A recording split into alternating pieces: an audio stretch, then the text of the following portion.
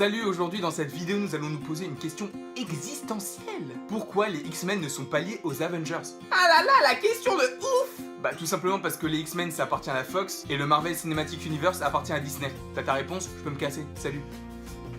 Non, je rigole!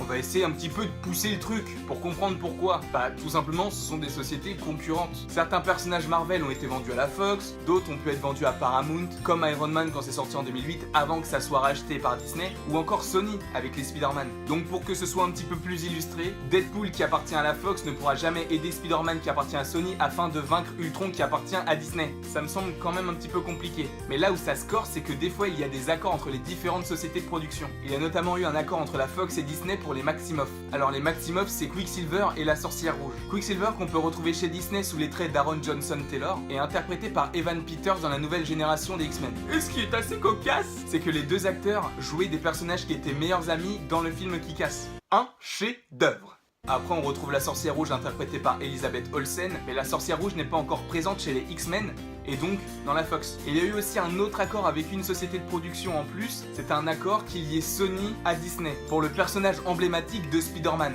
Donc il y a eu des accords, des plus loin accords, qui permet au personnage de Spider-Man d'apparaître dans les films du Marvel Cinematic Universe, depuis le flop de The Amazing Spider-Man et surtout The Amazing Spider-Man 2. Un chef-d'œuvre. Donc pour l'instant Spider-Man on ne l'a vu que dans Civil War et dans Spider-Man Homecoming. Mais il faut savoir que dans l'accord, Sony a le droit d'exploiter aussi les personnages qui sont autour de l'homme araignée, comme Venom ou Black Cat.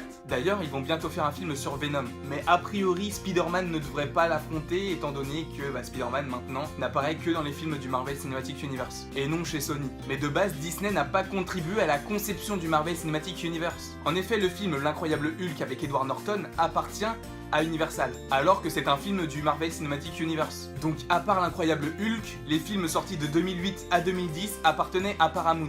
Et donc fin 2009, la Walt Disney Company rachète Marvel Entertainment pour plusieurs milliards de dollars. Et c'est à partir de là que Disney a fait partie du projet du Marvel Cinematic Universe. Et aussi petite anecdote, même si ce n'est pas vraiment une anecdote, tous les films Marvel sortent à la même période. On a un film fin avril début mai, un film pendant l'été et un film fin octobre début novembre. Et donc là cette année en 2017 dans le Marvel Cinematic Universe, je ne parle pas des autres films Marvel qui sont sortis comme Logan, et c'est tout. Je parle bien des Gardiens de la Galaxie volume 2, Spider-Man Homecoming et Thor Ragnarok qui sortira à la fin de l'année. Donc j'espère que vous aurez un petit peu mieux compris ce processus de droit de distribution, pourquoi tel personnage n'a pas le droit d'être dans tel film. C'est vrai que c'est compliqué, mais quand on comprend un petit peu, ça va tout de suite mieux. Donc j'espère que vous aurez compris grâce à cette vidéo, et je vous dis à la prochaine pour la prochaine vidéo.